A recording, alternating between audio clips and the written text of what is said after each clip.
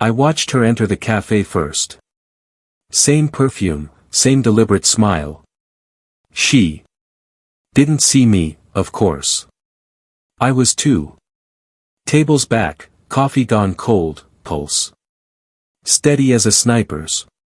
Her hand brushed his across the table. Her wedding ring. My wedding ring, gleamed under the light. Like a punchline. That was the morning I decided to end the show. Not with shouting, not with tears, just quiet. Calculated erasure. When I first met Clara, she had this way of speaking that made you forget the noise around you. I used to think it was grace. Later, I realized it was performance. Her sister, Marlene, was the opposite. Sharp. Ambitious, always smiling like she knew a secret no one else did. I hired Marlene myself years ago, marketing director, good at her job, loyal. Or so I thought. Our families blended easily. Sunday dinners, birthdays, shared vacations. I funded most of it. New houses, new cars, even the family business her father ran into the ground. Twice. I didn't mind. When you love someone, generosity feels like purpose. Until purpose turns into stupidity. The first crack came subtly. Clara started locking her phone. The laughter changed. Too loud, too frequent. When she texted, she began dressing up for errands.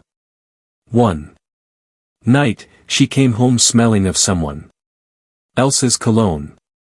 You know the feeling. When your stomach sinks but your face doesn't move. That was me. I didn't accuse. I observed. I started with the easy things. Duplicated her phone. Backups. Pulled location data. A pattern formed, a small apartment uptown, one I didn't own. Rent paid through a card. Linked to Marlene's consulting expenses. My wife's sister prepared the stage for her affair. I paid for the curtains. The night I confirmed it, I didn't confront her. I poured a drink.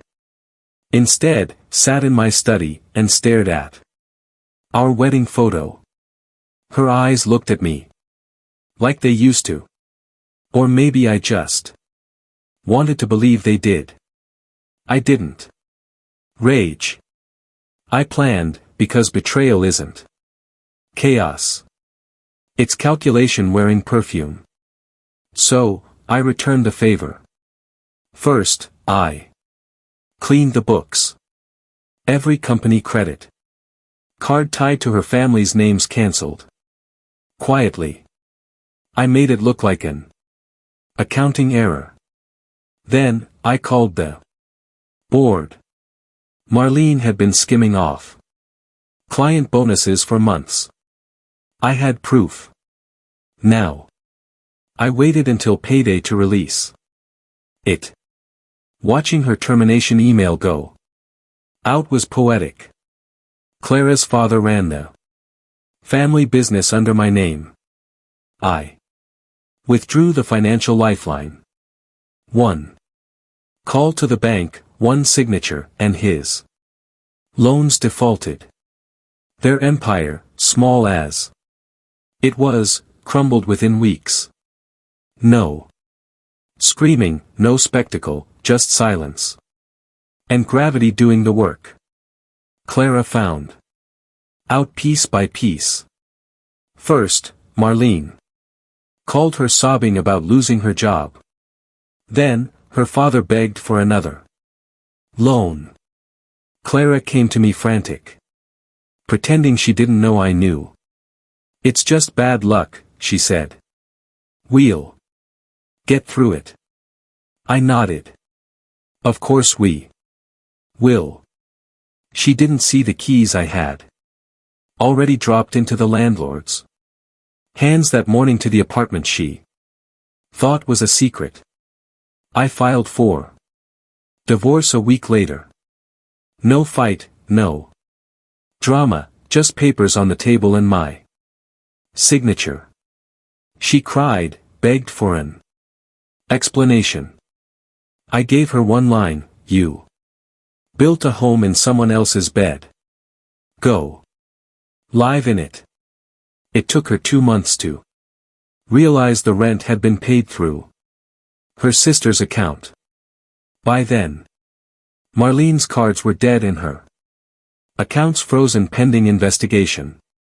The love nest turned cold quick when the power got cut. I watched from a distance as their family sank. Car repossessions, lawsuits, eviction notices. The same people who used to dine on my generosity now fought over what little they had left. Clara tried to call once. I didn't answer. The silence between us felt cleaner than any closure could. One evening, I passed by that same cafe. New owners, new furniture, but the smell of burnt coffee lingered. I remembered her laugh echoing in that place, soft and guilty. I sat down, same corner, same seat. Ordered tea this time. Across the street, a woman in worn clothes and dark glasses waited at a bus stop. Took me a moment to realize it was her. No ring, no perfume, no performance, just a shadow of the life she threw away. I didn't wave. I didn't need to.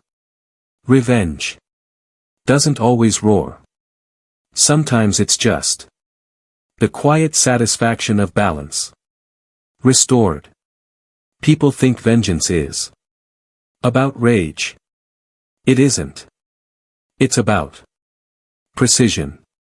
Making sure every debt finds its collector. I didn't ruin them out of spite. I simply stopped holding them up. Gravity did the rest. Now when I wake up, the house feels bigger, quieter, honest. There's no perfume in the air. No lies under the sheets, just peace. Earned, not given. And sometimes when I look out the window and see the rain fall, I think of her, not with hate, but with understanding. She wanted a different life. I just made sure she got it completely.